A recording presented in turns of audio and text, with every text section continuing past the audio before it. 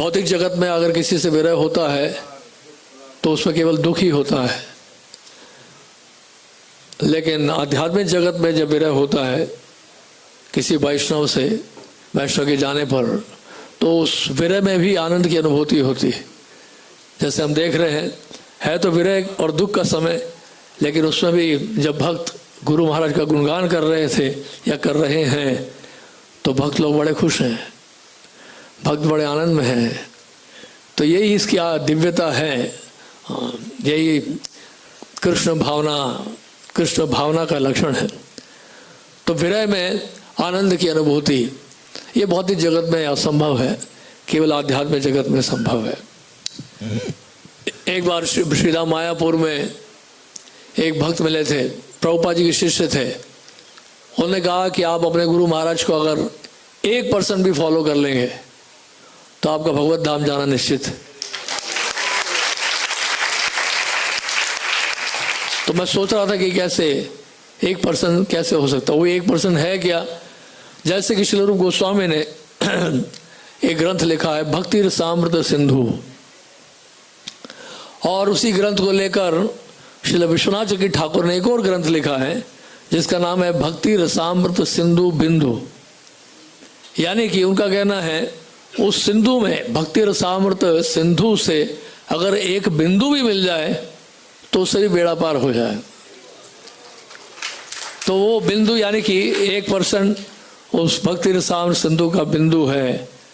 यानी कि गुरुदेव के चरणों में अगर कोई समर्पित करता है अपने आप को और थोड़ी सी भी क्या सेवा करता है, जैसे भगवद गीता में भगवान कृष्ण कह रहे हैं स्वल्पम अपि अस्य धर्मस्य त्रायते महतो भया, तो उसका उद्धार होना निश्चित है।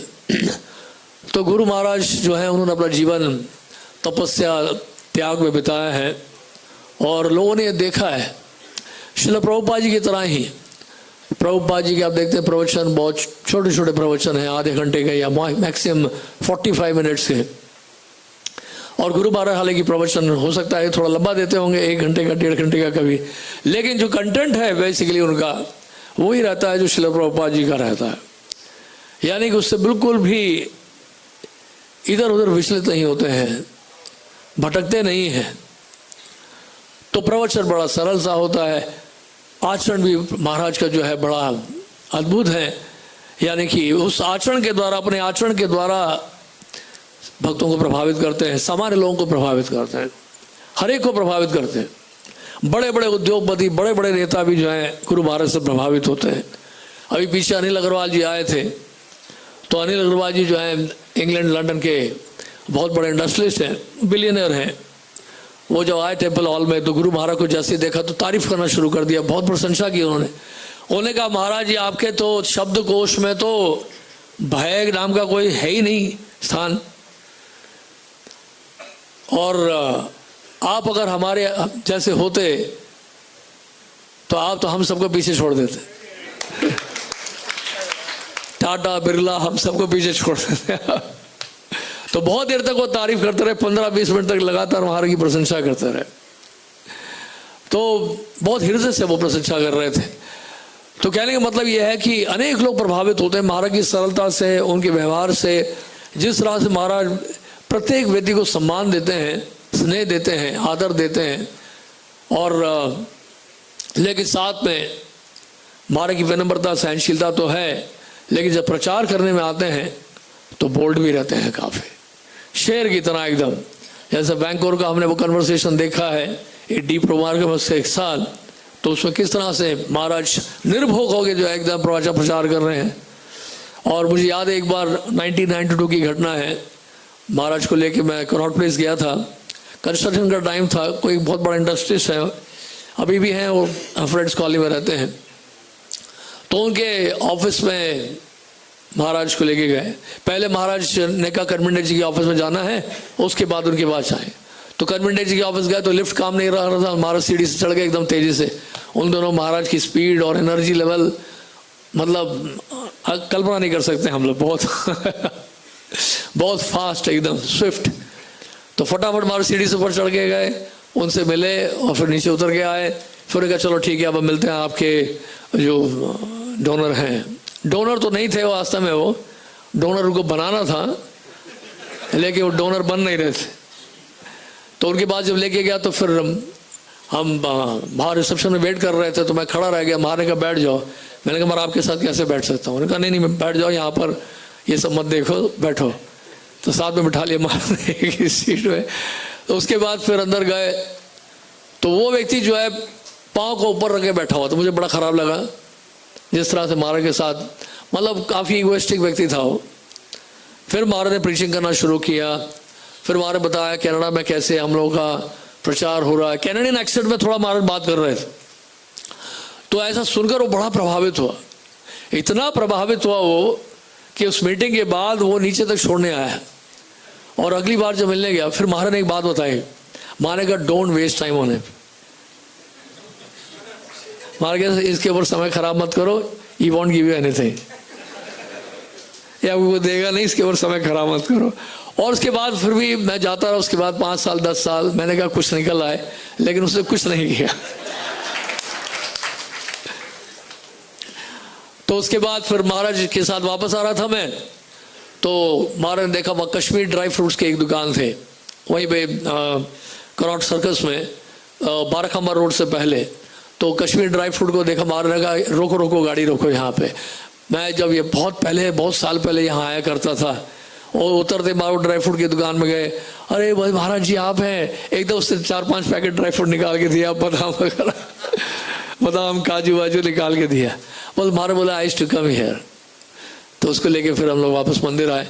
तो महाराज का ये देखिए इतना स्ट्रांग था, मतलब कहने का मतलब प्रेजेंस इतना स्ट्रांग था। अगली बार जब मैं गया उस व्यक्ति के पास मिलने के लिए, उस व्यक्ति ने कहा जो पिछली बार वो महाराज जी आए थे ना आपके पास, उनमें कोई बात है।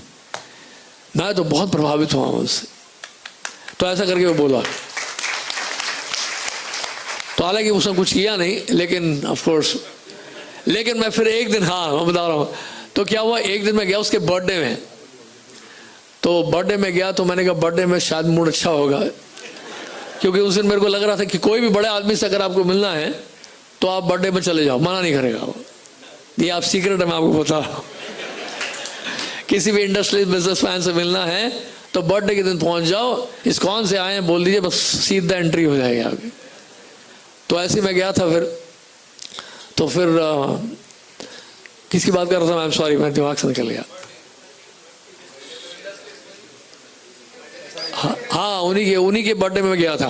तो उसका एक रिचुअल है, मंगलवार के दिन हनुमान जी के मंदिर जाता है, और जब शाम को ऑफिस का टाइम समाप्त होता है तो उस समय थोड़ा ड्रिंक करता है। और ड्रिंक करने के बाद उसकी सेक्रेटरी आती है गंगा जल लेकर, ऑफिस में गंगा जल छिड़कती है।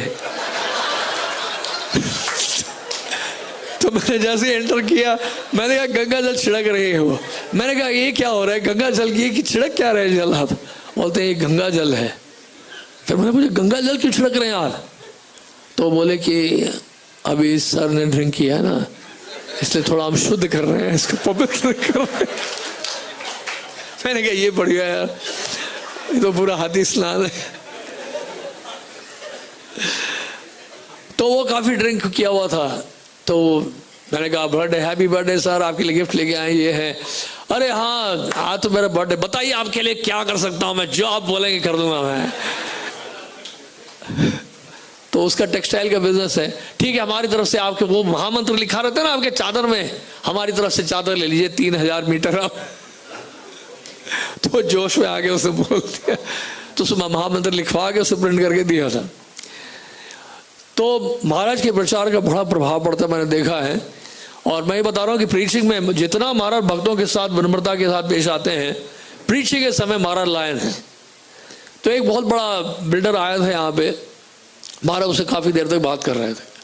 तो महाराज ने पूछा कि आपका बिजनेस है कंस्ट्रक्शन का, तो आपके पास 5 स्टार होटल्स भी हैं? उन्होंने कहा हाँ हमारा 5 स्टार होटल भी है।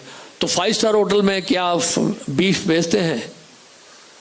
तो उसने कहा थोड़ा सोचने लगा वो, हाँ महाराज जी क्या करें, बीफ तो बेचना पड़ता है, नहीं तो कस्टमर्स आएंगे नहीं, और फॉरेनर्स तो आते हैं तो उनको बीफ तो देना ही पड़ता है।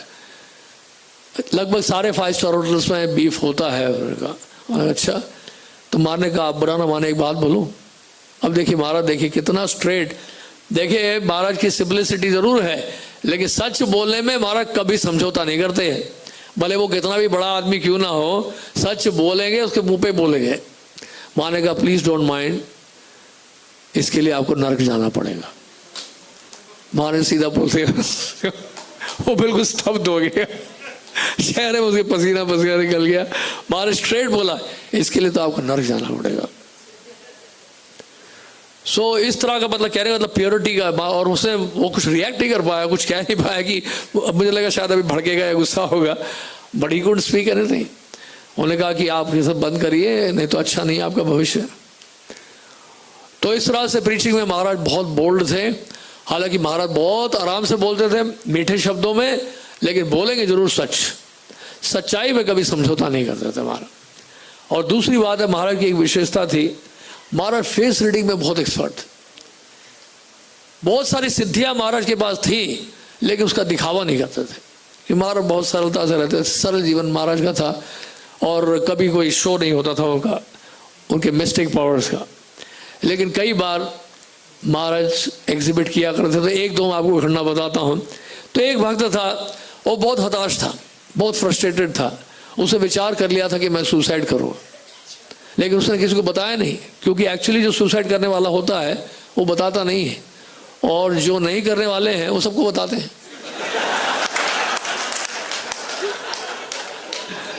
कई ऐसे जो 10 साल से बोल रहे हैं हम सुसाइड कर लेंगे, अपनी बात को मनवाने के लिए, करते कुछ नहीं है।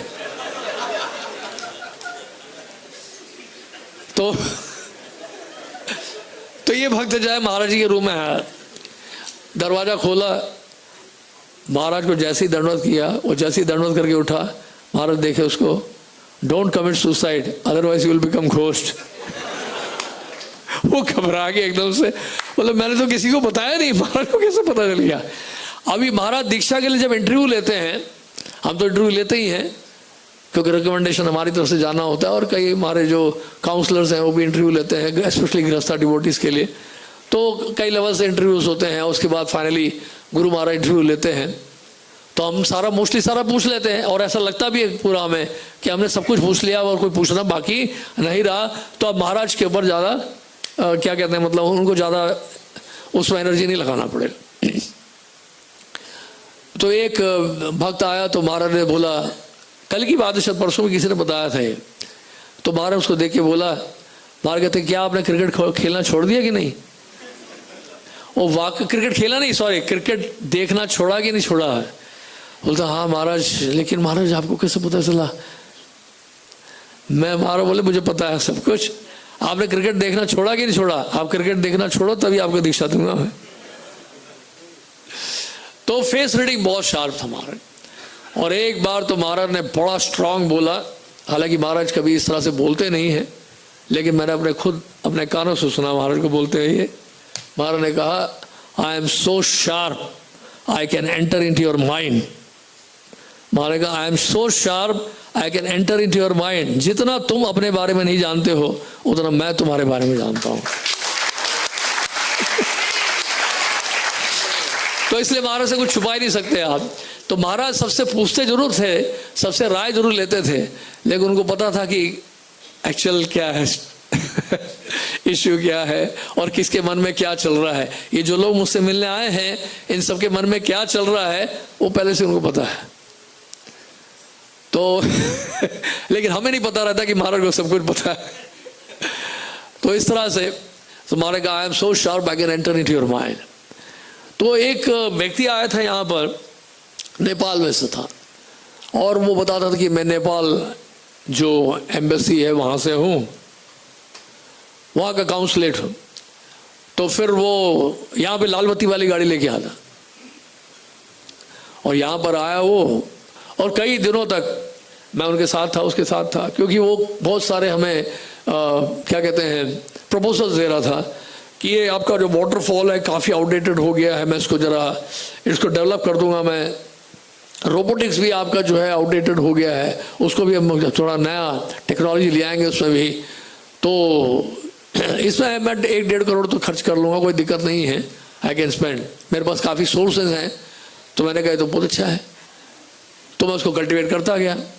1 महीना हो गया, 2 महीना हुआ, कुछ हो नहीं रहा था, सिर्फ बातें ही हो रही थी। और बीच बीच में वो फीस मान करता था और भक्त लोग बड़े चाव से प्रसाद भी पाते थे, और उसके बाद हम उसको गिफ्ट भी देते थे, लैमिनेशन देते थे, माला भी बनाते थे, सब कुछ होता था। और उसने ये भी कहा था कई डिवोटीज को कि मैं आपके लिए मल्टीपल वीज़ा लगवा दूंगा, क्योंकि मेरे एम्बेसीज में बड़े अच्छे कॉन्टैक्ट हैं। तो कई भक्तों ने अपना पासपोर्ट देना शुरू किया और लक्ष्मी भी देना शुरू किया। तो ये सब चलता रहा। मैंने कहा 2 महीने हो गए, कुछ हो तो नहीं रहा। मैंने कहा कुछ गड़बड़ है, और इतना टाइम बिता दिया। फिर बलराम जयंती पे अक्सर महाराज जो है जाने नहीं देते हमें वृंदावन, क्योंकि जन्माष्टमी बहुत नज़दीक होती है। तो महाराज कहते कोई नहीं जाएगा, हम सब लोग यहीं सेवा करो, यहीं सेलिब्रेट करो। लेकिन मेरी बड़ी इच्छा हो रही थी। मैंने कहा यार आज तक कभी जीवन में गए नहीं, बलराम पूर्णिमा में कृष्ण बलराम के दर्शन हो जाए। तो ये बोला कि हम वृंदावन जाना चाहते हैं, आप चलेंगे? मैंने महाराज से पूछा, महाराज वो जो जिसको मैं कल्टिवेट कर रहा हूँ वो वृंदावन जाना चाहते हैं, बलराम जयंती आ रही है तो मैं जा सकता हूँ? मैंने कहा अगर हाँ वो अगर कल्टिवेट कर रहे हो आप उसको ले जाओ। मैंने कहा बढ़िया हो गया। फिर तो वहाँ कृष्ण बलराम के दर्शन हुए, अभिषेक वगैरह देखा, एमटी में अंगारा ठहरे हम लोग। तो उसके बाद फिर मेरे को बड़ा खराब लग रहा था, भाई इतना समय खर्च कर दिया, कुछ हो नहीं रहा है। तो फिर मैंने एक दिन गुरु महाराज को जाके बोला, मैंने कहा महाराज ये जो व्यक्ति आया है मैं कल्टिवेट कर रहा हूँ 2-3 महीने से, लेकिन उसका आउटपुट नहीं निकल रहा है, और वो बोल तो रहा है कि मैं ऐसा ऐसा करूँगा, लेकिन मुझे समझ में नहीं आ रहा, मैं उसको रीड नहीं कर पा रहा हूँ। मानने का कोई बात नहीं, उसको मेरे पास ले आओ, मैं उसको देख के सब बता दूँगा।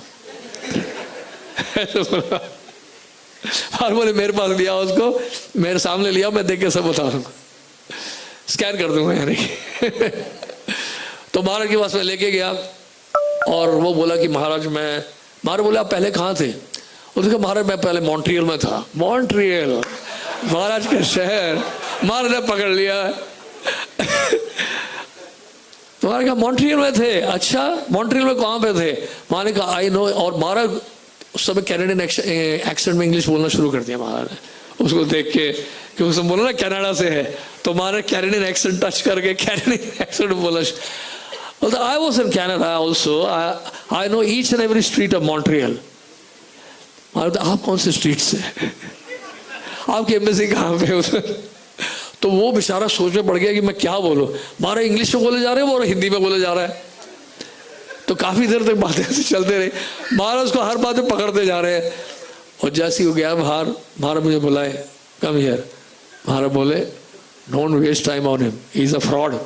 महाराज बोले, महाराज कहते कुछ नहीं करेगा, ही इज अ फ्रॉड। बोले महाराज बोले इज अ फ्रॉड। बोले मैंने कहा फ्रॉड कैसे यार? मैंने कहा ठीक है डोनेशन नहीं दे रहा है तो ठीक है, लेकिन फ्रॉड कैसे है?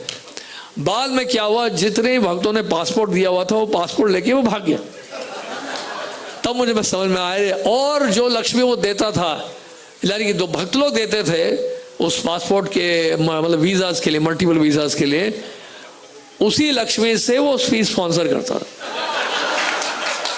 यानी भक्तों से लेकर भक्तों को ही खिला रहा था, और हमें लग रहा था हमें बढ़िया प्रसाद मिल रहा है। एनीवे प्रसाद तो मिल ही गया, हमारा कोई नुकसान नहीं हुआ, हमारा तो कोई नुकसान नहीं, भक्तों को तो फीस प्रसाद मिल गया। ओके सो तो इस तरह से फिर ये कहानी इस तरह से है। तो महाराज का देखिए एक कंपैशन वाली स्टोरी सुना के मैं यहाँ विराम दूंगा कि समय बड़ा कम है। तो स्टोरी घटनाएं बहुत सारी हैं, क्योंकि मैं 1990 में पहली बार गुरु महाराज से मिला था गेटा कैलाश में। तो ज्वाइन जब कर रहा था मैं, तो महाराज ने एक ही बात बोली थी पहले दिन। महाराज ने कहा don't see fault in devotees, otherwise आपका जो भक्ति लता बीज है वो सूख जाएगा, क्योंकि आप टेम्पल ज्वाइन कर रहे हैं, so you have to be careful. ये महाराज ने पहले दिन ही बताया था, फर्स्ट डे। और हाँ मैं कंपैशन की बात कर रहा था। तो एक भक्त ने से कुछ नियम टूट गया था। मैंने कहा महाराज बता, मैंने को बताया गुरु महाराज वो भक्त है उसका नियम टूट गया है। महाराज कहा उसको लेके आओ मेरे पास। तो मैं लेके गया महाराज के पास। तो वो एकदम से महाराज के सामने रोने लग गया। महाराज ने पूछा कि क्या हुआ, आपने ऐसा किया? वो एकदम रोने लग गया। जैसे महाराज ने पूछा ही स्टार्टेड क्राइंग। और जैसे ही वो भक्त रोने लग गया, जानते क्या हुआ? गुरु महाराज की आंखों से भी आंसू आने लगे उसी समय। महाराज ने एक शब्द नहीं बोला। उसके बाद महाराज ने कहा कि he is realising, is repenting. Maharaj बोले कि एडमिटेड इज मिस्टेक। बस एक चुप हो गया महाराज, दैट्स ऑल। वहीं पे वो ख़त्म हो गया। और उसके बाद फिर महाराज का ऐसा करो कि आप, महाराज बोले कीर्तन बहुत अच्छा करता है। उधर ही महाराज तारीफ कर रहे थे उसकी। महाराज कह रहे थे कि फिर महाराज कहा कि ऐसा करो, आप 3 महीना जो है जाके उस किसी और टेम्पल के लिए बताया महाराज कि 3 महीना वहाँ रहो और उसके बाद वापस आ जाना, फिर यहाँ आके आप कीर्तन करना, बस। और कुछ नहीं बोला महाराज ने। मतलब कहने का मतलब है, जैसे ही महाराज के पास कोई जाता है शरणागत होकर, अगर बड़ी सी बड़ी गलती करता है, महाराज उसको ऐसे माफ़ करते हैं कि आप उसका अंदाज़ा नहीं लगा सकते हैं। तो कहने का मतलब ये है कि हाइट ऑफ कंपैशन है, करुणा है, दया है। लेकिन मैं तो ये कहूँगा कि महाराज की दया का हम लोग नाजायज़ फ़ायदा नहीं उठाएं, बल्कि इसका लाभ उठाएं अपने आप को सुधारने के लिए। और गुरु महाराज की बुक्स अभी भी हैं हमारे पास, गुरु महाराज की वाणी है, उनकी लेक्चर्स, ऑडियो लेक्चर्स हैं, उनको रेगुलरली सुन सकते हैं। और अब देख रहे हैं, देखिए कि हम लोग रोज़ यहाँ आ रहे हैं, रोज़ ऑडिटोरियम फुल हो रहा है, और ऐसा लग रहा है कि रोज़ भी अगर कथा चले पूरे साल तब भी फुल रहेगा। और जितने भक्त आते जा रहे हैं सबके अपने अपने अनुभव हैं। नहीं, ये तो बहुत बड़ा चमत्कार है कि मतलब इतने हजारों हजारों भक्तों के हृदयों को टच किया है गुरु महाराज ने, all over the world. India में हो, रशिया में हो, कनाडा में हो, कहीं भी हो। तो मैं ये कह के मैं विराम देता हूँ, क्योंकि हमारे बीच में और भी वरिष्ठ वैष्णव हैं। हरे कृष्ण। गुरु महाराज की जय।